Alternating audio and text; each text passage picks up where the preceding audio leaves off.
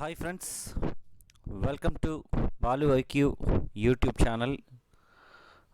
ఈ వీడియోలో మనం డిస్కస్ చేయబోయేది ఏంటి అంటే కొన్ని ఇంపార్టెంట్ ఎంసీక్యూస్ని చేద్దామండి related to the polity. So ఇవి మనం ఇటువంటి క్వశ్చన్స్ని మనం ఎక్స్పెక్ట్ చేయొచ్చండి గ్రూప్ 2 ఏపీఎస్సి అండ్ టీఎస్పీఎస్సి పాలిటీలో. సో అయితే as you all know that I'm working for Unacademy as a plus educator. So మీరు అకాడమీ లెర్నింగ్ యాప్ని డౌన్లోడ్ చేసుకొని అందులో మీరు పాలకోడేటి అని కనుక మీరు సెర్చ్ చేసినట్లయితే నా క్లాసెస్ అనేది మీకు అవైలబిలిటీలో ఉంటాయి. ప్రతిరోజు 8 PM నుంచి 9 PM వరకు కూడా ఫ్రీ లైవ్ టెస్ట్ అనేది నేను కండక్ట్ చేస్తున్నానండి. ఓకే, మన బాలు ఐక్యూ ఛానల్కి సంబంధించిన స్టూడెంట్స్ చాలామంది అటెండ్ అవుతున్నారు. ఒకవేళ మీరు కూడా ఇంట్రెస్ట్ ఉంటే మీరు అటెండ్ అవ్వండి. ఈరోజు అయితే 8 PM నుంచి 9 PM దాకా మనకి ఇండియన్ హిస్టరీ మీద టెస్ట్ ఉందన్నమాట. ఇండియన్ హిస్టరీ టెస్ట్ ఉంది, మీరు పార్టిసిపేట్ చేయొచ్చు అందులో. ఓకే, ఒకవేళ అది ఫ్రీ లైవ్ టెస్ట్ యాక్చువల్గాను. ఒకవేళ సబ్స్క్రిప్షన్ తీసుకోవాలని అనుకుంటే మీరు బాలు ఐక్యూ అనే రెఫరల్ కోడ్ని యూజ్ చేస్తే మీకు ఇన్స్టెంట్గా 10% డిస్కౌంట్ వస్తుంది. ఇంకా డీటెయిల్స్ ఏమైనా కావాలంటే నాకు కామెంట్ బాక్స్లో అడగండి, నేను మీకు చెప్తాను. రైట్, అలాగే మనకి అకాడమీలో మనకి ప్రవీణ మేకల మేడం గారు ఏంటంటే మనకి గ్రూప్ 2 ఫ్రీ టెస్ట్ ఛాంపియన్షిప్ అనేది కండక్ట్ చేస్తున్నారండి. అది ఈ వీకెండ్లో ఉందన్నమాట. సో మీరు అకాడమీ లెర్నింగ్ యాప్ కనుక డౌన్లోడ్ చేసుకున్నట్లయితే మీకు ఇవన్నీ కూడా మీకు అవైలబిలిటీలో ఉంటాయి. అలాగే డిఫరెంట్ బ్యాచెస్ కూడా స్టార్ట్ అవుతుంటాయి. నెక్స్ట్ మనం క్వశ్చన్స్లో కనుక వచ్చినట్టయితే సో ఫస్ట్ క్వశ్చన్ తీసుకుంటే రాష్ట్రపతి ఎన్నికల్లో ఓటు హక్కు లేని వారు ఎవరు అనే క్వశ్చన్ అండి మనకి. సో ఇటువంటి క్వశ్చన్స్ మనం చాలా వరకు ఎక్స్పెక్ట్ చేయొచ్చు. సో చూడండి, ప్రెసిడెంట్ ఆఫ్ ఇండియా గారి యొక్క ఎలక్టరల్ కాలేజ్ అనేది ఆర్టికల్ నెంబర్ 54 ప్రకారం ఉంటుందండి. సో ప్రెసిడెంట్ ఆఫ్ ఇండియా గారి యొక్క electoral college includes members of the Lok Sabha and members of the Rajya Sabha and MLAs of all the states అండి. అయితే ఎక్సెప్ట్ నామినేటెడ్ మెంబర్స్, మనం ఇక్కడ ఆప్షన్స్లో మీకు లోక్సభ సభ్యులను డైరెక్ట్గా ఇచ్చాను, ఎందుకంటే మనకి రీసెంట్గా జరిగినటువంటి కాన్స్టిట్యూషనల్ అమెండ్మెంట్లో నామినేటెడ్ మెంబర్స్కి సంబంధించిన ప్రస్తావన లేదు కాబట్టి నేను మీకు ఇలా క్వశ్చన్ డిజైన్ చేయడం జరిగింది. సో కాబట్టి గుర్తుపెట్టుకోండి, లోక్సభ మెంబర్స్ ఉంటారు ఎక్సెప్ట్ నామినేటెడ్, రాజ్యసభ మెంబర్స్ ఉంటారు ఎక్సెప్ట్ నామినేటెడ్. అంటే రాజ్యసభ సభ్యులు ఉంటారు, ఎందుకంటే మనకి ఆంగ్లో ఇండియన్స్ మాత్రమే మనకి లేదు, కానీ 12 మంది రాజ్యసభ మెంబర్స్ ఎప్పుడు కూడా నామినేట్ అవుతారండి డిఫరెంట్ ఫీల్డ్స్ నుంచి. అలాగే విధానసభ సభ్యులు కూడా ఉంటారండి, ఆంగ్లో ఇండియన్స్ ఉండరు. అలాగే విధాన పరిషత్ సభ్యులు అసలు ఉండరండి. సో మనం గుర్తుపెట్టుకోవాల్సిన విషయం ఏంటంటే లెజిస్లేచర్ కౌన్సిల్ మెంబర్స్ ఎవరైతే ఉంటారో ఆర్టికల్ 169 చెప్తుంది, అందుకని అక్కడ నెంబర్ రాశాను. లెజిస్లేచర్ కౌన్సిల్ మెంబర్స్ ఏంటంటే మనకి ప్రెసిడెంట్ ఆఫ్ ఇండియా గారి ఎలక్షన్స్లో ఉండరు, అలాగే ఇంపీచ్మెంట్లో కూడా ఉండరు అనమాట యాక్చువల్గా. ఓకేనా? సో కాబట్టి next question, PIL is the mechanism which allows an individual or organisation to file a case in the supreme court on behalf of those who rights for being violated. So ఒక person యొక్క హక్కులు కనుక violate అయితే so ఆ హక్కులకి సంబంధించి మనం సుప్రీంకోర్టుకి వెళ్ళొచ్చు అనమాట. సో అయితే దానికోసం వేసేటటువంటి దాన్ని ఏమంటారంటే పిల్ అంటారండి. పిల్ అంటే అర్థం ఏంటంటే పబ్లిక్ ఇంట్రెస్ట్ లిటిగేషన్. కాబట్టి ఇక్కడ అదే క్వశ్చన్ అడిగాం మనం, పిల్ అంటే ఏంటని అడిగామండి, పబ్లిక్ ఇంట్రెస్ట్ లిటిగేషన్ అనమాట. సో మనకు కనుక ఆన్సర్ కరెక్ట్గా తెలిస్తే don't need to read all the options అండి, రైట్, స్పాంటేనియస్గా మనం ఆన్సర్ చేయొచ్చు అనమాట. అయితే ఇక్కడ గుర్తుపెట్టుకోవాల్సిన విషయం ఏంటంటే భారతదేశంలో పిల్ అనే సిస్టమ్ని మనకి ఇంట్రడ్యూస్ చేసిన వ్యక్తి ఎవరంటే కృష్ణ అయ్యర్ అనేటటువంటి సుప్రీంకోర్టు చీఫ్ జస్టిస్ ఇంట్రడ్యూస్ చేశారండి. దీన్ని డెవలప్ చేసింది ఎవరంటే మనకి పిఎన్ భగవతి గారు అనమాట. పిఎన్ భగవతి గారు మనకి డిజైన్ చేయడం జరిగిందండి. అయితే పిల్ అనే కాన్సెప్ట్ అనేది మనం ఏ కంట్రీ నుండి తీసుకోవడం జరిగిందంటే అమెరికా నుండి తీసుకున్నాం అనమాట. మనం జ్యుడిషియల్ రివ్యూ కానీ లేదా ఇండిపెండెంట్ జ్యుడిషియరీ సిస్టమ్ కానీ నెక్స్ట్ అలాగే ఫండమెంటల్ రైట్స్ కానీ impeachment procedure of the president of India కానీ ఇవన్నీ కూడా మనం అమెరికా నుంచి తీసుకోవడం జరిగిందనమాట. రైట్, నెక్స్ట్ క్వశ్చన్, ఈవీఎంలో రికార్డ్ అయ్యేటటువంటి గరిష్ట ఓట్ల సంఖ్య ఎంత అని అడిగారనమాట. ఈవీఎం అంటే ఏంటి? ఫస్ట్ ఆఫ్ ఆల్ తీసుకుంటే ఎలక్ట్రానిక్ ఓటింగ్ మెషిన్ కదమ్మా. ఇప్పుడు ఇన్నాళ్ళు యాక్చువల్గా బ్యాలెట్ పేపర్లో జరిగేవి ఎలక్షన్స్, కాకపోతే ఇప్పుడు ఈవీఎంలు అనేవి మనం అవైలబిలిటీలో ఉన్నాయి. మనకి 1982లో ఫస్ట్ టైం కేరళలో ఒక ఉప ఎన్నికల్లో వాడటం జరిగిందండి. ఆ ఉప ఎన్నిక యొక్క కాన్స్టిట్యుయెన్సీ అనేది మీరు నాకు కింద పెట్టండి, ఏ కాన్స్టిట్యుయెన్సీ అనేది దాని పేరు పెట్టండి నాకు. అలాగే నెక్స్ట్ తీసుకుంటే ఈవీఎంలో ఒక ఈవీఎంలో గరిష్టంగా 3840 ఓట్లు అనేవి మనకి పడతాయన్నమాట. 3840 ఓట్స్ అనేవి పడతాయండి. ఇది మనకి 2017 గ్రూప్ 2 మెయిన్స్ ఎగ్జామ్లో అడిగాడు, చాలాసార్లు ఎగ్జామ్స్లో అడగడం జరిగిందండి. అయితే ఒక ఈవీఎంలో ఎంతమంది పేర్లు నమోదు చేయొచ్చు అని అంటే కరెక్ట్గా 16 మంది పేర్లు నమోదు అవుతాయి అనమాట. అంటే 16 మెంబర్స్ ఎవరైతే పార్టిసిపెంట్ ఉంటారో ఆ శాసనసభ ప్రాంతంలో, సో వాళ్ళ తలక నేమ్స్ వచ్చేసి నమోదు చేయొచ్చండి. అయితే ఒకప్పుడు ఏమైందంటే సో గరిష్టంగా 4 ఈవీఎంలకి లింక్ చేసి మొత్తం 64 మెంబర్స్ వరకు ఒక కాన్స్టిట్యున్సీలో అలౌ చేసేవారనమాట ఈవీఎం ఎలక్షన్స్కి. ఒకవేళ 64 మెంబర్స్ కనుక దాటిపోతే పార్టిసిపెంట్స్ అప్పుడు ఏం చేసేవాళ్ళంటే బ్యాలెట్ పేపర్ మీద ఎలక్షన్స్ పెట్టేవాళ్ళండి.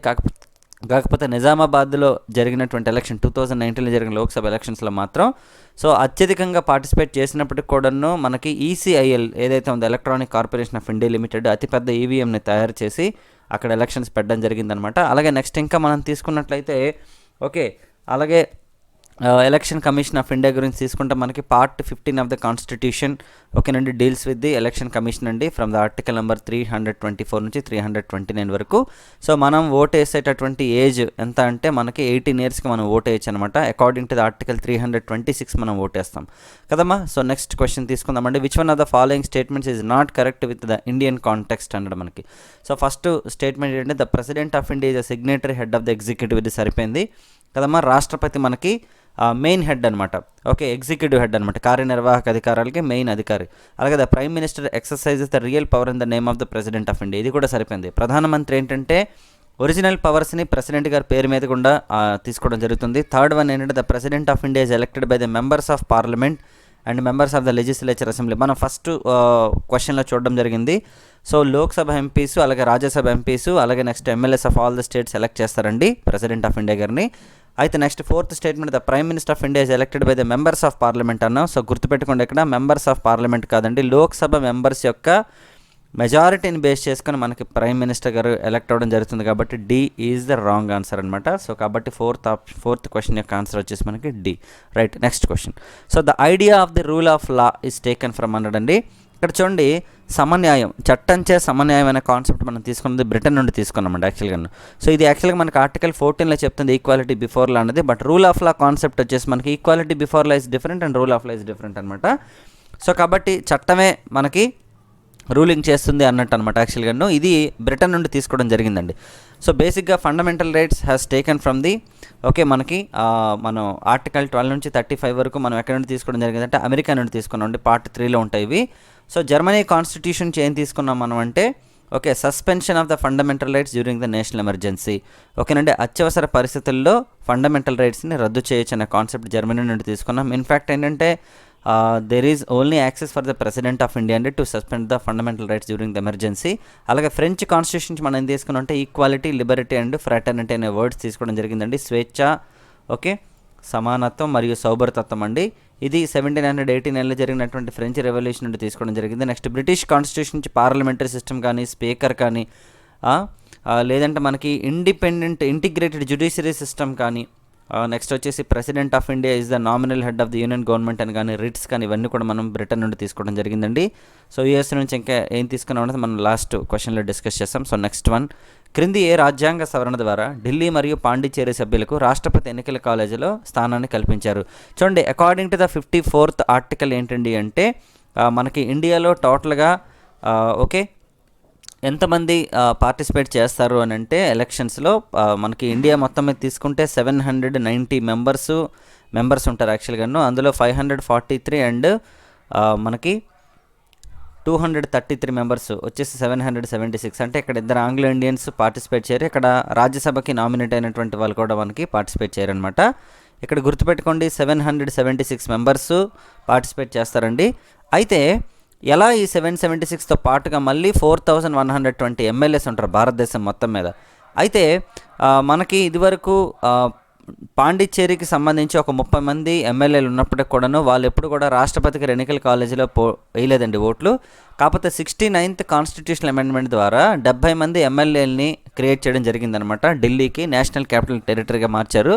సో మరి ఢిల్లీ ప్రాంతానికి కూడా పబ్లిక్ ద్వారా ఎమ్మెల్యేలు ఎన్నికవుతున్నారు, అలాగే పాండిచ్చేరికి కూడా ఎన్నికవుతున్నారు. కాబట్టి వీళ్ళని కూడా ప్రెసిడెంట్ ఆఫ్ ఇండియా ఎలక్టరల్ కాలేజీలో ఎందుకు చేర్చకూడదు అని చెప్పి 70th కాన్స్టిట్యూషనల్ అమెండ్మెంట్ని చేసి మరి మనకి ఇక్కడ చేయడం జరిగిందనమాట ఎలక్టరల్ కాలేజీలో. సో మరి క్వశ్చన్ కనుక మరోసారి ఇలా మనకి ఫ్యాక్చువల్ క్వశ్చన్ ఒకటి అడుగుతారు, ఏ సంవత్సరం నుంచి కూడా మనకి ఏ ఎన్నికల నుంచి కూడాను ఇది ఎఫెక్ట్లోకి వచ్చింది అంటే ప్రెసిడెంట్ ఆఫ్ ఇండియా గారి ఎన్నికల్లో ఓకే, ఢిల్లీ మరియు పాండిచ్చేరి మెంబర్స్ ఎప్పటి నుంచి ఓటేస్తున్నారని అంటే మనకి రాష్ట్రపతి గారు కేఆర్ నారాయణన్ గారి యొక్క టైం నుంచి కూడా వేయడం జరుగుతుంది అనమాట. Right, next question. So the impeachment of the prime minister is carried by which one of the following. చూడండి, ప్రధానమంత్రి గారి యొక్క మహాభియోగ తీర్మానం. చూడండి, ఈ క్వశ్చన్లోనే అండర్స్టాండ్ అవ్వాలి మీకు. చూడండి, attorney general, member of legislative, parliament, council of ministers, none of the above. ఏది కాదు యాక్చువల్గా, none of the above answer. ఎందుకంటే ప్రైమ్ మినిస్టర్ ఆఫ్ ఇండియాకి ఉండేది అవిశ్వాస తీర్మానం అండి. దాన్ని మనం ఇంగ్లీష్లో నో కాన్ఫిడెన్స్ మోషన్ అంటాం. ఇంపీచ్మెంట్ అనేది రాష్ట్రపతి గారికి సంబంధించింది అనమాట. అది 61st కాన్స్టిట్యూషన్ మనకి ఆర్టికల్లో మనకి మెన్షన్ చేయడం జరిగిందనమాట. సో మరి ప్రధానమంత్రి గారి మీద అవిశ్వాస తీర్మానం పెట్టాలి అంటే ఏంటండి అంటే కనీసం 50 మంది లోక్సభ సభ్యులు స్పీకర్ గారికి కనుక నోటీస్ ఇస్తే, స్పీకర్ గారు కనుక కన్సిడర్ చేస్తే అప్పుడు అవిశ్వాస తీర్మానం అనేది చర్చకు వస్తుందండి. గుర్తుపెట్టుకోవాల్సిన విషయం ఏంటంటే ప్రధానమంత్రి మీద అవిశ్వాస తీర్మానం కాదు, యాక్చువల్గా ప్రభుత్వం మీద అవిశ్వాస తీర్మానం ఉంటుంది ఇప్పుడు కూడా. ఓకేనా? సో అయితే భారతదేశంలో అవిశ్వాస తీర్మానాన్ని ఎదుర్కొన్న మొట్టమొదటి ప్రధానమంత్రి ఎవరంటే నెహ్రూ గారండి. మరి నెహ్రూ గారిని ఎందుకు సార్ చెప్తున్నారు ప్రభుత్వం మీద కదా అంటే ప్రధానికి హెడ్ ప్రధానమంత్రి కాబట్టి అలా చెప్తాం మనం. ఓకేనా? అత్యధిక సార్లు అవిశ్వాస తీర్మానాన్ని ఎదుర్కొన్న వ్యక్తి మనకి ఇందిరాగాంధీ గారు అండి, అరౌండ్ 14 టైమ్స్ అనమాట. అలాగే అవిశ్వాస తీర్మానంలో ఒక ఓటు ద్వారా పదవిని కోల్పోయిన వ్యక్తి ఎవరంటే మనకి అటల్ బిహారీ వాజ్పేయి గారు అనమాట. Right, next. క్రింది ఏ రాజ్యాంగ సవరణ ద్వారా రాష్ట్రాలు మరియు ఉమ్మడి పబ్లిక్ సర్వీస్ కమిషన్ సభ్యులు మరియు చైర్మన్ యొక్క పదవీ విరమణ వయసును 60 నుంచి 62కి పెంచడం జరిగిందంట. చూడండి, యాక్చువల్గా మనకి ఇండియాలో పబ్లిక్ సర్వీస్ కమిషన్ అనేది మనకి 2 రకాలుగా ఉందండి. ఒకటి state level public service commissions ఉన్నాయి మనకి, పిఎస్సీలు. అలాగే యూనియన్ పబ్లిక్ సర్వీస్ కమిషన్ అండి. యూపీఎస్సీ చైర్మన్ కానీ మెంబర్స్ కానీ 65 years ఉంటుందండి టెన్యూర్, రిటైర్మెంట్ ఏజ్. కాకపోతే స్టేట్ పబ్లిక్ సర్వీస్ కమిషన్ చైర్మన్కి 60, మెంబర్స్ కూడా 62, అలాగే 60.